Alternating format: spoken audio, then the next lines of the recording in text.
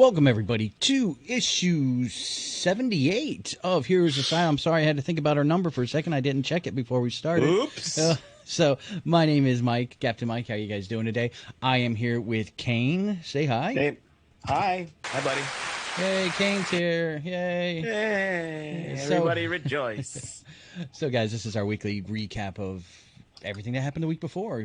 We did have a midweek recap sort of San Diego Comic-Con. We had that just the other day, so if anybody's interested, you can go back into our archive on Facebook Live and actually check that out and see. Friday night we did have a very late Friday night we did have a recap of San Diego Comic-Con, and there's a few things that happened. I think you pretty much caught all up on most of those. I didn't really see much else happen on San Diego, so I'll let you cover that. But unfortunately, we do have a few deaths in the geek community, or in just the entertainment community in general. First one we have here, guys, is Regis Philbin. He had passed away at 88. I mean, I'm not sure. You've probably been under a rock if you don't know who Regis is, but I mean, Who Wants to Be a Millionaire? He started off with Regis and Kathy Lee, that I know of in my time. He had a bit of a career before that, but yeah, he passed away Friday night, just natural causes, 88. He was known for serving as Joey Bishop's late night sidekick, so that was his early career. And but yeah, and then of course just his run as he just always would pop into movies, TV shows as himself. I think one I remember is How I Met Your Mother. He was there with shoot, I can't remember the actor's name. It was Barney. No, it wasn't Barney. No. It was the judge. Sorry, shoot, I'm trying to remember. Lawyer. The big guy. Yeah. Oh, I know who you're talking about. But the one episode where he was trying to find the perfect burger in New York. That's the episode I remember him from, the Perfect Burger. Yeah, I think the only reason you remember thinking Barney because Barney's the one that had his phone number, but then it was him and Marshall. Marshall and him were trying to find. They scoured the city searching for this perfect burger. Yeah. So, but I mean, great guy. He's one of those ones I had never heard bad press about, or fans meeting him, or him being an ass, or anything like that. He was just, straight up a regular guy, and he will definitely be missed. He was one of those ones that if he ever did pop on a show or anything like that, I'd be happy to see it. It's like, oh, it's Regis, awesome. He's always fun. He's always doing something good, cool. I even remember I think a couple of times. I think he was on Stern for once or twice. He was just your regular Joe. So he will definitely be missed. He definitely will be. And then I know there's next more one, there was one more that I had. I think you had one, but the one I had found and you had actually sent me was for John Saxon, actor known for Enter the Dragon, Nightmare on Elm Street as the sheriff. Died 83. So he is and another one in the 80s. Brooklyn tough guy. He's also starred in Appaloosa, The Unguarded Moment, and Black Christmas. Again, he Black Christmas. Wow, I don't remember that one. Yeah, it says Saxon died of pneumonia. He was living in Murfreesboro, Tennessee, with his wife Gloria at the time. So he's again another one that if you ever saw him, I was always like, oh, cool, okay. I know the guy. I like his work. Looks like he did Dynasty also there for a while. Falcon Crest for you, for you those. Oh wow, Falcon Crest. That may remember that. Shoot, I vaguely that was like remember the poor man's version of Dynasty, I think. Yeah, I think it was the sequel to Dynasty, if I remember correctly. Was it? I don't know. I was too young, dude. Sorry. Okay. That one. I was young too. I can finally say I was too young for this. But yeah, Falcon Crest. Wow, that's a deep cut. Yeah, so that's pretty much what he's been doing, that his career, so he'll definitely be missed as well. He was one of the few people in Enter the Dragon that was actually American. Him and I think it was just him. No, I think you had who am I thinking? Kareem was yeah, there. Thank you. Okay. I kept thinking his last name kept popping in my head, but I was like, what's his fucking first name? But yeah. Kareem. And I think, wasn't Norris in Enter the Dragon? Or was he in another one? No, was it another?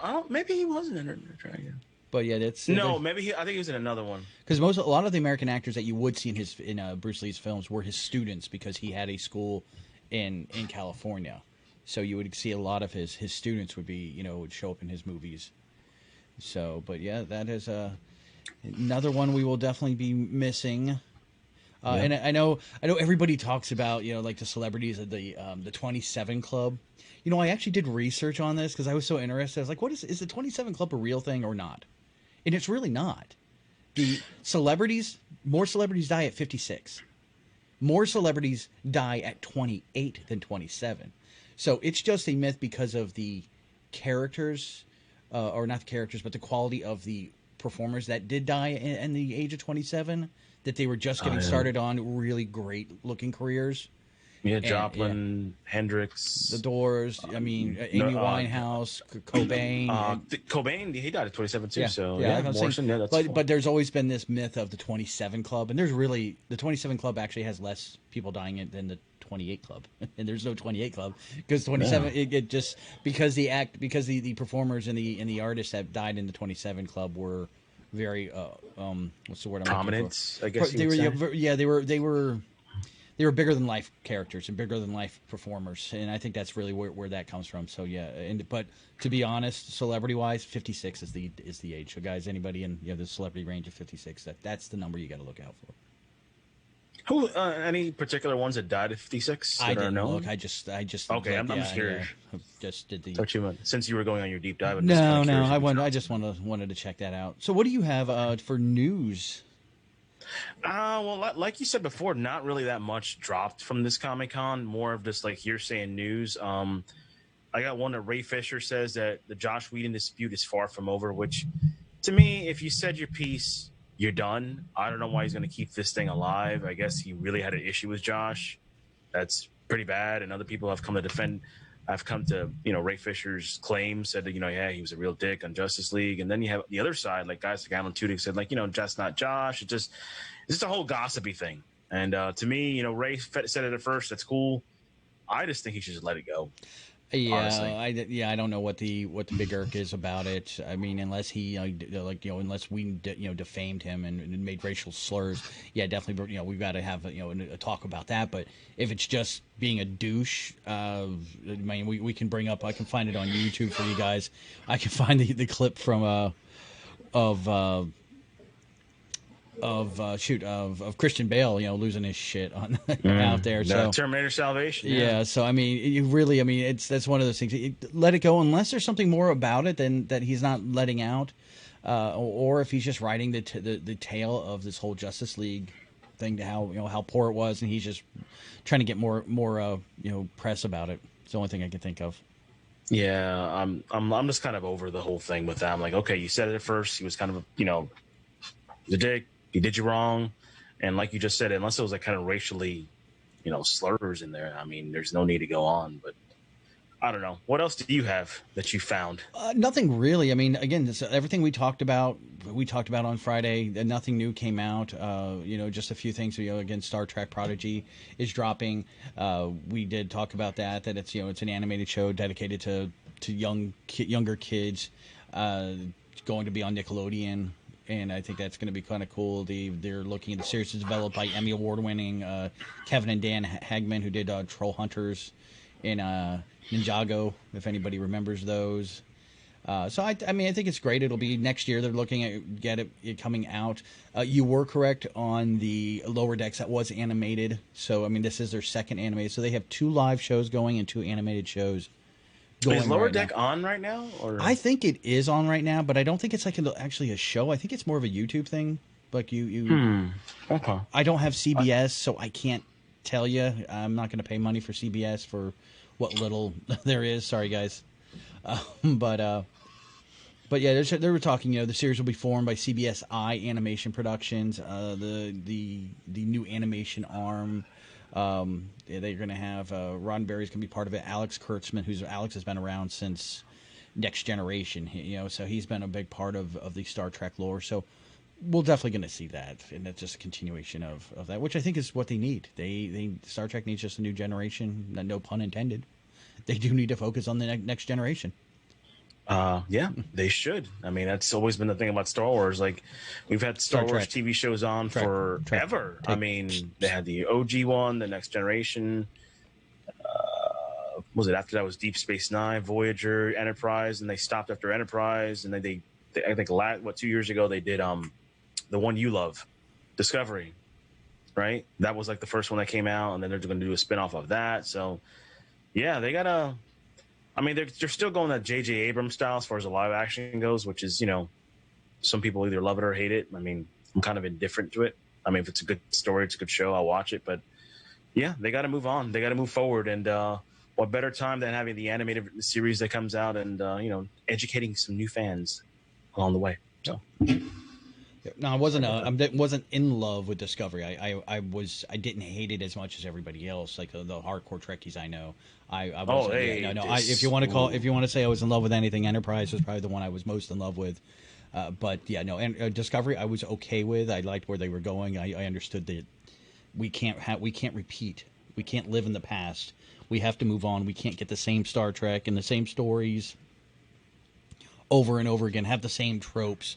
So I understood why they needed to make a big change. And yeah, they were coming off of the JJ, kick that there was going to be a little bit more action, a little bit more lens flare, and so I was a little bit more forgiving with Discovery, but I won't say I loved it. So because I don't want those hate mails.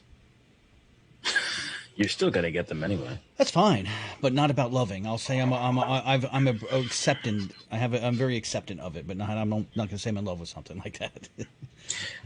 I wanted to ask you this question about Discovery. I started like peeking a couple. I think season 2. I started watching a little bit a couple nights ago. Just go to sleep.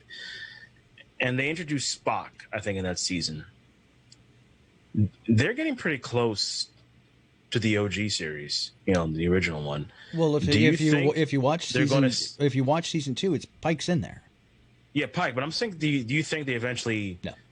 Pike is going to be the gateway to like, hey, here's Captain Kirk, here's Bones. No, I don't think we'll ever get to that. No, I don't. You don't think they touch those characters? No, they've already been done. But it's all about moving on forward. Again, it's one of those things I think that's a lot of old Trekkie fans have issues with is about moving on. Is they want to revisit those little toys, and they want to revisit those things. But we have to move further or move on past that, and that's. And that's where a lot of the dislike for Trek and wars comes from. Is we're not living in the past anymore. We got to move forward, and they miss that. And I understand. I'm part of that generation. I miss my old Star Wars. I miss my old Star Trek. But I'm also under the understanding of I can't get it back again. That's just this part of life. Things move forward, and things will change.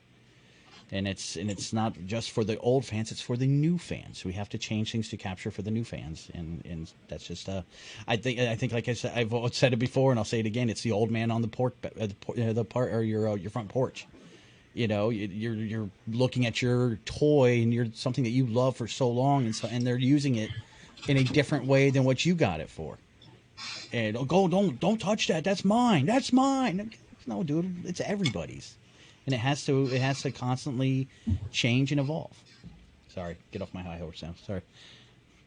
No, it's quite all right because the next story actually adds to that.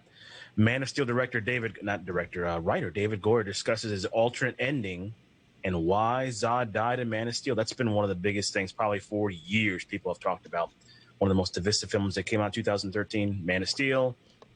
I saw it. I loved it. Some people hated it. Some people hated the ending. Some people would say that's not my Superman. Basically, Goyer discusses that him and Christopher Nolan. See, I didn't know this. I thought Nolan was a producer, only a name only. Apparently, had a little bit of input into the movie. You got to realize, man, if you're an executive producer, you're doing more than just a name only. That's not a name only thing. I was definitely wrong on that. Yeah. So he basically discussed with Goyer that a character like Superman is a character.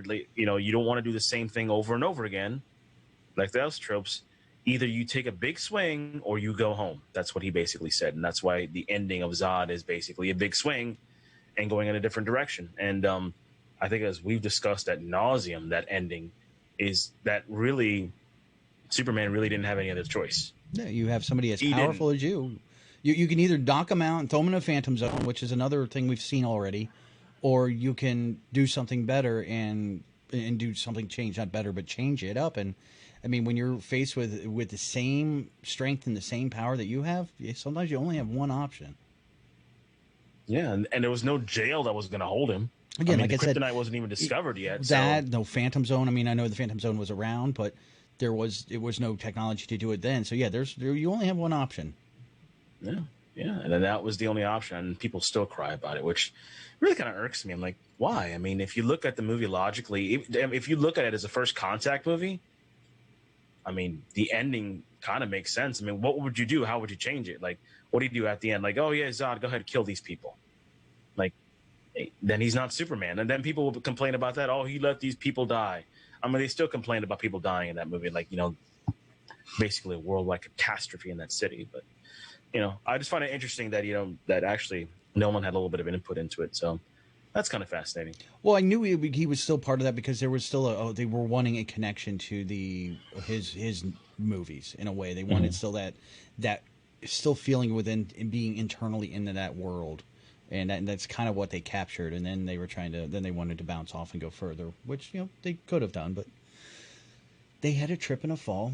So speaking of changing and doing something outside the box, John Boyega, or from our Star Trek friend, who was really Star Wars. Sorry. Ooh, hey, careful there. You cross the streams, man. You said it Careful. earlier. When you were talking about Star Trek earlier, you were saying Star Wars. So don't, was it? Yeah, Okay, you were. I was trying to correct you, but you just kept chugging along, talking. I was like, all right, let you go. All right. So yeah, he is actually saying, and I'm a huge fan of the Avatar series, the Last Airbender.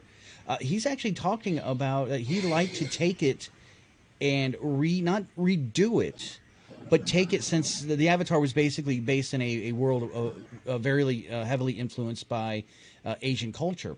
He was talking about taking the concept of the Avatar and putting that into more of a African culture because of the different cultures that are within Africa, taking that and interweaving it with their local lore. And I thought that was actually a pretty cool idea because, again, I'm a huge Avatar Airbender fan, and I thought what they did and how they captured the essence of Asia. They taught children the concept of your chakra and of meditating, and I thought that would be great. He posted here, it's showing here, I think it was on Twitter, like, when you're ready to have the Benders in Africa explored, let me know. Is something that he had said, because they were talking about the Avatar being on Netflix right now. They're also having Korra coming out. And they're talking about an official sequel series in a new live action series being worked on at Netflix.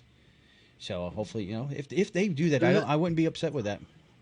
Nick, that's I think a common theme that we're seeing in today's episode is like, bringing something old into the newer audiences, and that's not a bad idea. I mean, I would be fascinated because the limited knowledge that I have of Avatar is like they have these different tribes that have these different powers. And what if there's avatars around the world? What if you went to Africa and there's a different power tribe in Africa? They're in charge of winter or something. I mean, it'd be fascinating. Well, the concept of Avatar is it is a world. There's not different parts of the world.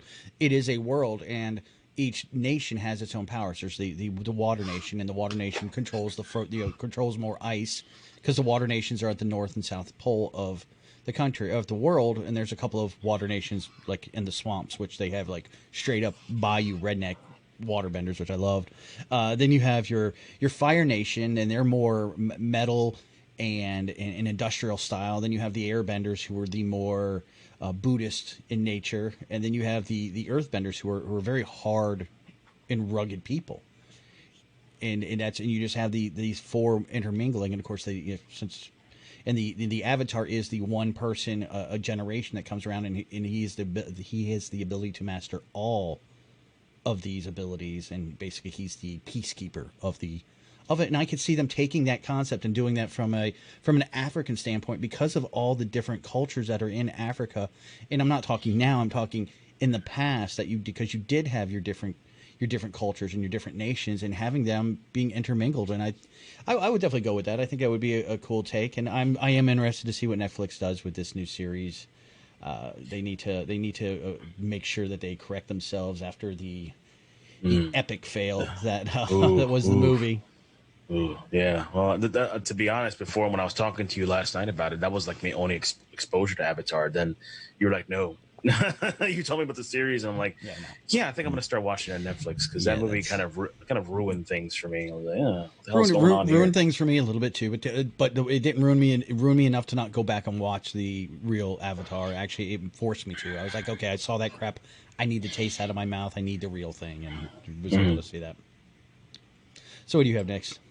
What do I got here? Oh, hold on, my screen turned to black real quick. Sorry, guys. Give me 1 second. Come on, turn on. Did you see this Lovecraft trailer? Like, it's called Lovecraft Country trailer.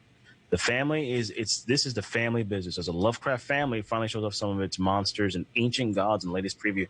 I'm a big Lovecraft fan. You know, coming from all that cult lore and stuff, I think it's interesting. And this trailer is basically, I mean, I'm not kind of right up my alley. It's kind of like the Hellstorm trailer, where I didn't like it at first and I liked it after watching it again. This is another one. I'm not sure if you've seen it yet, but it's kind of like that vibe, but a little bit, you know, with monsters. So No, I haven't seen it. I'll have to check it out because check it out. I'm the It's same called way Lovecraft as you. Country. Yeah, it's I literally just caught it like an hour ago, and I'm like, this is interesting. I mean, so yeah, that's no release date yet, just a trailer. So I'm not sure if it's going to be a streaming service or a movie, but it looks really good. Like the special effects looks kind of on point. Not all the monsters and creatures and stuff, but a lot of them are. I mean, like special effects nowadays. I mean, you could go for TV and movies, and they all look are right on point with each other. I haven't seen. I mean, I've seen a couple of bad ones, but for the most part, it's been pretty decent. Yeah, they're pretty. Speaking of either going to streaming or going to movies, Bill and Ted 3 has announced that for the Face the Music movie, it's going to hit VOD and selected cinemas simultaneously. During the pandemic, so they are going to get out there. There are still some areas that aren't hit as bad as, I mean, we're in the epicenter, so yeah, everything's closed down here. But I know there are some areas around the country that their theaters are open, just nothing's really coming out. But they have said that they're going to go ahead and release the Bill and Ted Face the Music out into the theaters and for streaming. So I think that's a great idea. I think that's what they should do for a lot of the movies. At least they'll be able to get some of their money back. Get the money from the places that do have theaters that are open, and then for us that are stuck here at home, you know, get some money from us as well. It's a smart move. I think I talked to you about that about a couple weeks ago. I was like, you know, if they're not going to release these movies in the theaters, you know, do like you just said, do a limited run in the theaters, and then you have a renting option, like a Redbox online. Like, hey, the first week this movie comes out, it's going to be like $12. You know, okay, and then you can rent it again and again if you want to keep seeing it. I mean, and then eventually it'll go to streaming, like maybe a month or 2 months later. I mean, you got to find a way to make some money. In my opinion, you know, something is better than nothing. Yeah, that's and you're not making any money right now by putting all these delays back. I mean, you keep thinking like, oh, everybody's going to come back, you know, once COVID is lightened up. I mean, and like we discussed, you're not going to see $100 million opening in a movie theater for a while. Yeah, it's going to be a long time. It's going to be a while. Like if you see a 20, 30, 40 even, you ain't going to see those big numbers like you've been seeing the last couple of years. That's gone. We're in a different world now. And you'll be lucky if you make 40 million, 50 million. And I think that's going to help Hollywood too, because they're going to be able to adjust the budgets for their movies, not making them so ridiculously high because they don't need to be that high. And, you know, get down to the creative level. Be like, you know what? Hey, you know, I have this. It's kind of like Blumhouse. They do it all the time. I think I talked to you about it last night. You get a small budget, you get more focused, more creative, and you just start, the ideas just going to come in your head. And you're like, hey, I don't have this big budget thing, so I really got to cram down and really think how I'm going to do this film. And I think it's a positive. I mean, Hollywood probably doesn't look at it that way. Oh, we're going to lose all this money. Yeah, True, but look at what they're doing. They just spent all this money on Tenet. They're not making any money. They're not making any money on Black Widow. It's just sitting there. They've spent the money. It's just sitting there collecting dust. At least start. Yeah, you're not going to do, you know, quadruple or you know, triple, whatever you want to call it, more than what your budget. But at least you can double it or triple it. You may not. Again, we're not going to see those big numbers like you were saying. But at least get your money back and make a profit. It may not be the big profit you want, but you still got a profit, guys. Yeah, I mean, everybody else is hurting, and so, you know, Hollywood's going to feel the grip as well. And if anything, like we discussed this on Friday, you know, go back to what they were in the 70s, you know, late 60s, early 70s. A lot of the big budget movies died off. We got more laid back. You know, you look at like the Gene Hackman movie, the China Syndrome. I mean, that's like a real low key movie, and you know, we in the 50s and the 40s and the 50s, you had these massive blockbusters in productions, sometimes you can go back and go low key again, and I think that's the best thing for them. But as far as just getting some money back, and I get this is Bill and Ted's. I don't think they were thinking about breaking the bank with this. If anybody's seen the trailer, in a way it's sort of a retelling of their story, as their daughters are sort of. It seems like their daughters are going through their original story, and Bill and Ted are learning their own. Trying to the real story is with Alex and Keanu, but the daughters and they seem like they're just replaying the first Bill and Ted movie, which is fine. Yeah, nostalgia's king, man. Nostalgia's a hell of a drug, as Charlie Murphy would say, or he would say something else. But yeah, it is kind of weird in that trailer how their journeys are they parallel. That's the one thing I noticed. It's like you see that first scene where they're like, hey, you guys got to grow up. I guess they're wedding singers, which it looks like, which is kind of funny. And their daughters are kind of like on that same path as they are. They're like, we don't know what the hell we're doing.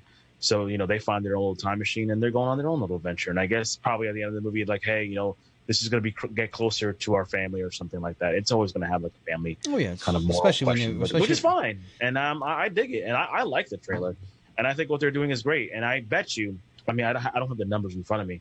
I bet you that movie wasn't made for a lot of money neither. Probably wasn't, no. I can guarantee doesn't look like it. So, we'll check it out. All right, so what do you have next? I got one last thing. Like I said, there wasn't too many things. We covered a ton of it on Friday. But have you seen these new action figures they're releasing? I'm not thinking talking about the McFarlane ones. Hot Toys released this Josh Brolin one of Cable, and they released this funny Eric Draven of The Crow, which we actually did in Midnight Movies a couple weeks ago. Check that one out.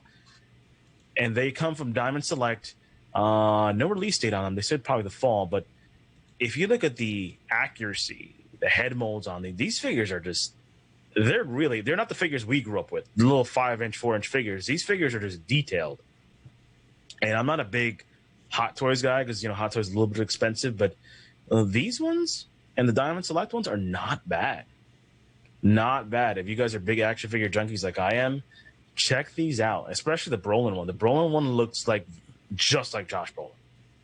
The Eric Draven one looks just like Brandon Lee. It's frightening. And they come with these different accessories. I mean, the Crow one comes with his gravestone, and it comes a couple different hands. It looks really cool. I'm not sure if you saw it yet, but no, I haven't seen it yet. No. They're really cool. I know you're not a big figure guy, but I thought it was like, damn. No, I definitely have to check him out. I mean, especially like most people know of McFarlane now, but if you think like his early runs, that he was still like he wasn't a household name as much as he is now. Like his early runs, he did have a Crow run, he did have like Kiss. And I mean, those were just. I can't. I cannot find those Kiss figures anywhere. Acme gets me every once in a blue moon. I haven't seen them. No, they'll be in there, Josh, and then the next. Not there. Yeah, no. I mean, like I said, once in a blue moon. So just ask Josh and say next time you come in, call me, and I'll come be. Yeah, because I want to buy all 4 of them, and then I want to get like one couple for Ben because I think he would dig those. But yeah, no, those are like I said. The once they're in, then they're gone. Like so, you just got to be up on them. They don't last long on the shelf. I can tell. So. Anything else? Oh, yes, sir. Yeah, I've got another rumor kicking around, and it looks like, what do you feel about Donald Glover returning as Lando? Yes. Yes? Yes. There is rumors running around. This came from Kessel Run Transmissions that Glover has either signed on or is close to signing on to return as the younger incarnation of Lando for a future Disney Plus show. Not a movie, show, which is perfectly fine. I think you and I talked about that when Solo had its issues in the theater and everything, that, if they're going to do a rerun, they could go ahead and do it on Disney Plus. Disney Plus has, so far the production's been really good, and if you see what Netflix is doing with their movies, and Disney's got, Disney money, so they could make those TV series amazing and have movies on there.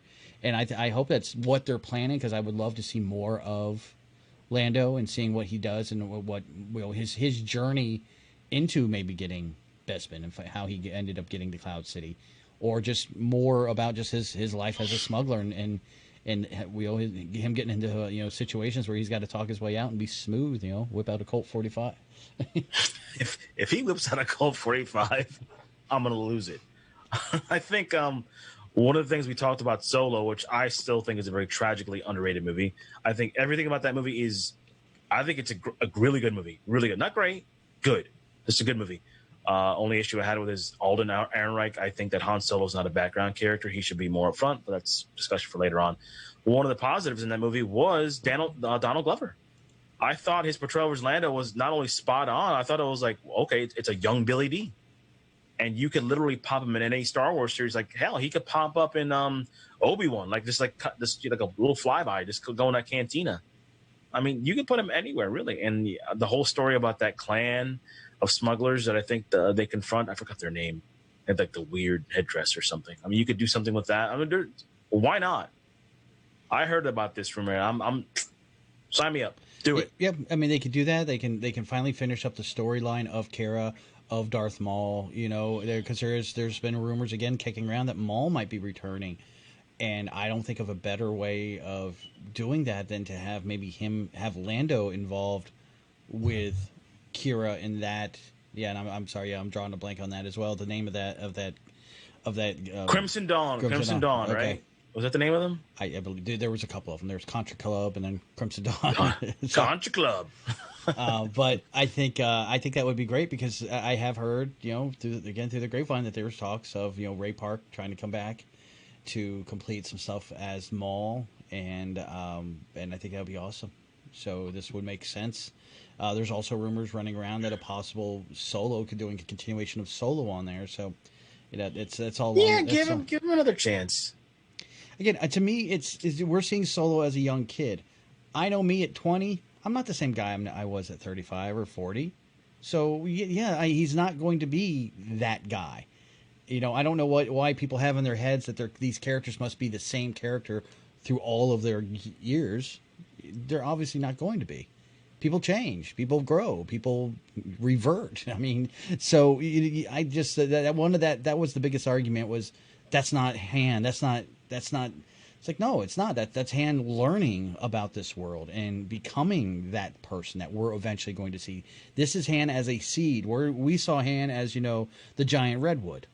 You got to let him get there. So, and I think hopefully if they continue this, we'll see those scenes in these shows and show these growth of these characters and what they become.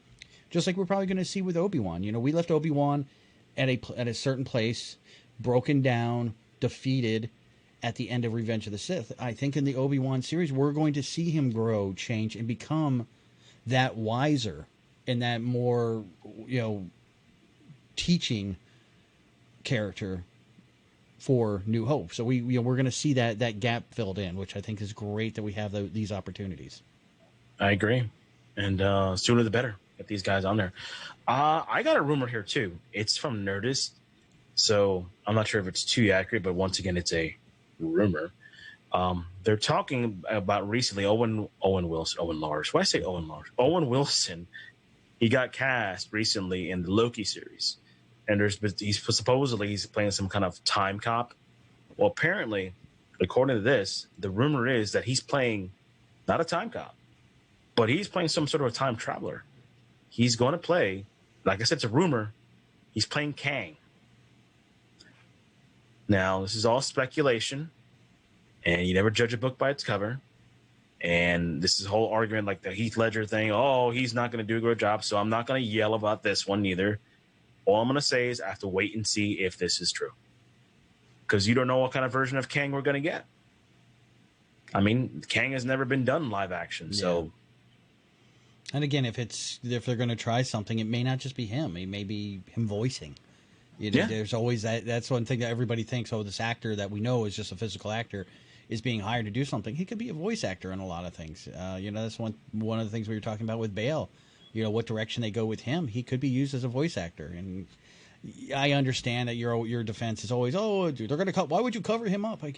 I'll go bring it back to why would you cover up Hugo Weaving for a lot of his movies. You know, he is a great actor, but the voice, if they're good actors, they can emote with their voice as well, and we can go that direction. We're going to see. My last one I have here is Marvel Studios has reportedly plans for, and I think this is kind of silly because they've sort of like killed off some of the cool storylines they could have, but their plans for bringing in the Illuminati. And if anybody is familiar with Marvel and the Illuminati, they were a conglomeration of a bunch of the leaders of the different groups. Iron Man representing for Avengers, Mr. Fantastic being from Fantastic Four, obviously. Namor being represented for Atlantis, Black Bolt for the Inhumans. Professor X, obviously the X-Men and all mutants. And then Doctor Strange, representing the Earth's Mystics. And they had a lot of interesting stories. They were involved in some stories we've already seen. The fact Infinity War. They were involved in Infinity War. They were involved in Infinity War. They were involved in World War Hulk because they're the ones that knocked Hulk out and threw him in the ship and told him, "Oh, you're going away now." So a lot of some of the things they've already done, or the movies that have already been done, have really already been with them. They should have already been there. So I think this is a little strange, but they are looking at possibly doing during the Kree scroll that there a new Avengers, the Illuminati miniseries. So just something that was being kicked around. I'm not sure what your thought is. I know you're not a huge Marvel fan and familiar with a lot of what they do. I know of the Illuminati though, yeah, and I mean it depends how they're going to use them because, like you said, a lot of the storylines they've already used. So. I mean, it'd be interesting to see what they go for. I mean, they could use them for the Kree Skrull War, I guess, something involving that. Depends where you put them. I mean, with the new Avengers, sure. Like I said, it depends how it's written, how it's done, what ideas do they have in the back of their head. I mean, do the Illuminati bring Galactus to Earth? I mean, I don't know. And again, there's a lot of things they can do. You have a lot of people to introduce still. You still have Black Bolt to introduce. You still have Professor X, Namor, and Mr. Fantastic. Right now, they've only introduced two of them, and one of them's already dead. So, really, the Illuminati is Doctor Strange right now.